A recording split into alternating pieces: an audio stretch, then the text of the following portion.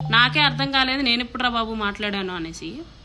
29 seconds audio పెట్టుకొని ఇదే full video అని చెప్పేస్తే నేను యాక్సెప్ట్ చేయను.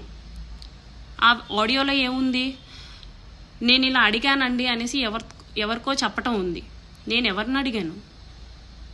ఆ ఫుల్ ఆడియో ఏది? నేను మాట్లాడుంటే ఆ ఫుల్ ఆడియో పెట్టాలి కదా. నేను పెడుతున్నాను కదా, తాతంశెట్టి నాగేంద్ర గారు ఇలా మాట్లాడారండి శ్రీధర్ గురించి అనేసి. మీరు కూడా ఫుల్ ఆడియో రిలీజ్ చేయాల్సింది, నాట్ జస్ట్ 29 సెకండ్స్. అది నా వాయిసే కాదు. మీరు ఇప్పుడు టాలీ చేసుకోండి, విమర్శకులు ఎవరైతే విమర్శిస్తున్నారో మీరు ఇప్పుడు నా వాయిస్ని టాలీ చేసుకోండి. 1కి 10 సార్లు విమర్శించే వాళ్ళు చెక్ చేసుకొని మాట్లాడండి.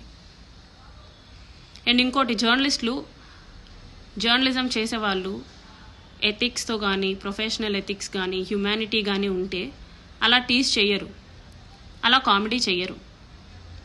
చాలా టీజ్ఫుల్గా కామెడీ చేసి ఒకరి జీవితం నీకు కామెడీ అవ్వచ్చేమో కానీ ఎవడి జీవితం వాడికి గొప్ప. అది తప్పైనా కానివ్వండి, ఒప్పైనా కానివ్వండి, ఎవ్వడు ఇరుక్కోవాలని చెప్పేసి ఇలా అందరితో మాటలు పడాలని చెప్పేసి ఎవ్వడూ మీడియాకి ఎక్కడు. అవన్నీ తెలుసుకొని బిహేవ్ చేయండి. అండ్ టీజ్ చేసే వాళ్ళనైతే మాకు కూడా లాస్ తెలుసు, మేము కూడా ఫర్దర్గా ప్రొసీడ్ అవుతాం. అలా మీడియా వాళ్ళు పిలిచి టీజ్ చేయడం అంటే మాకు కూడా ఫర్దర్ ప్రొసీజర్ తెలుసు.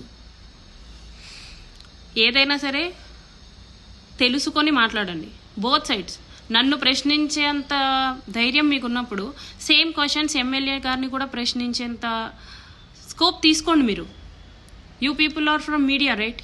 You do have the right to ask even the chief minister. So నన్ను అడిగే ధైర్యం చేసిన వాళ్ళు సేమ్ క్వశ్చన్స్ ఎమ్మెల్యే గారిని కూడా అడగండి. అసలు ఇది నిజమా కాదా అని అయినా అడగండి, చెప్తారు కదా. కమిటీస్ కూడా వేశారు కదా, తెలుస్తాయండి నిజానిజాలు. ఊరికే మనుషుల జీవితాల్ని కామెడీగా చేయకండి.